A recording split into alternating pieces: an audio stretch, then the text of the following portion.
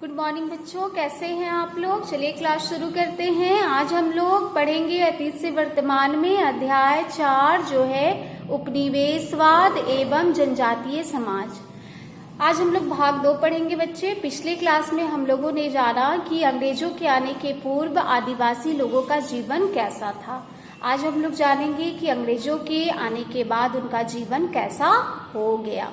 ठीक है। अंग्रेजी सरकार के अधिकारी ज्यादा से ज्यादा मुनाफा कमाने में लगे हुए थे। ये आप लोग पिछले क्लास में पढ़ चुके हैं कि अंग्रेजों का एक ही उद्देश्य था, ज्यादा से ज्यादा मुनाफा कमाना। इस प्रयास के अंतर्गत वे जंगलों व उसके आसपास रहने वाले जनजातीय समाज के गांव और बस्तियों तक भी पहुंच गए। इसके पीछे अंग्रेजी सरकार का उद्देश्य था जनजातीय क्षेत्रों पर अपना प्रभाव स्थापित करते हुए भूमि से लगान वसूल करना। यानी कि पहले अंग्रेज किसानों से ही लगान वसूल करते थे, लेकिन अब वो आदिवासी क्षेत्रों तक भी पहुंच गए और चाहते थे कि आदिवासी लोग जो खेती करते हैं उनसे भी उनको लगान मिले।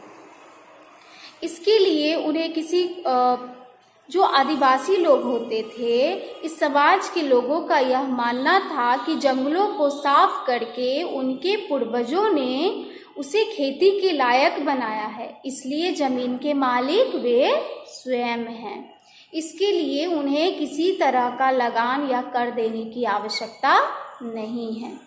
लेकिन नई लगान व्यवस्थाओं के तहत उन सबके द्वारा जोती जाने वाली जमीनों को भी सरकारी दस्तावेजों में दर्ज कर दिया गया और जैसा कि बाकी किसानों के साथ हुआ, उनके ऊपर भी सालाना लगान की राशि तय कर दी गई।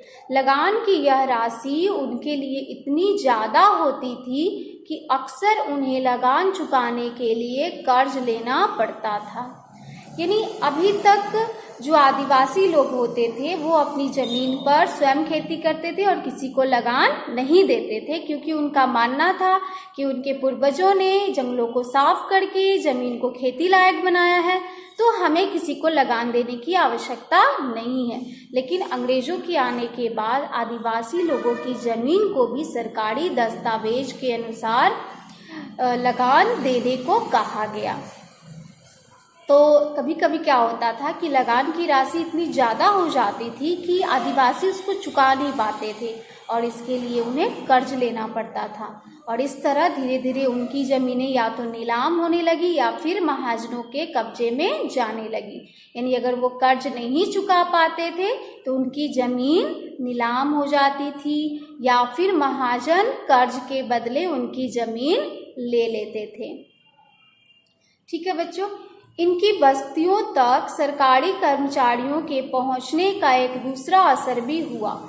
कर्ज लेने वालों की संख्या बढ़ने के कारण अब उनके क्षेत्रों में गैर आदिवासी सेठ, महाजन एवं सूदखोरों का भी प्रवेश हुआ। ये महाजन व साहूकार हमेशा इस प्रयास में रहते कि किस तरह इनकी जमीनों को हथियाया जाए और इन्हें अपना बंधुआ मजदूर बनाया जाए।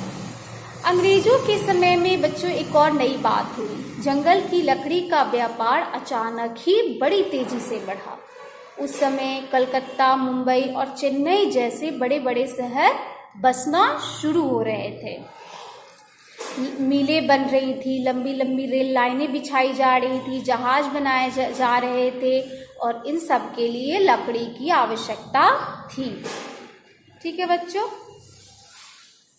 तो सरकार जो है वो जंगलों को काटने का ठेका नीलाम करती थी। ठेकेदारों से मिले पैसों से सरकार को बहुत आमदनी होती थी।